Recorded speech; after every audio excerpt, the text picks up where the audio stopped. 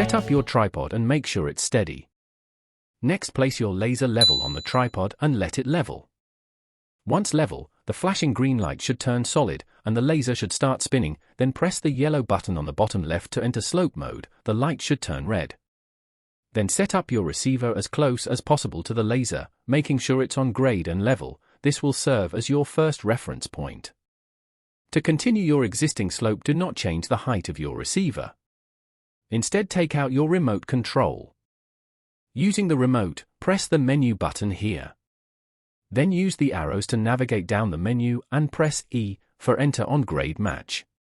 Then press it again to grade match on the Y-axis. Then, your laser should automatically scan and find your receiver and lock into that grade position so you can continue your work.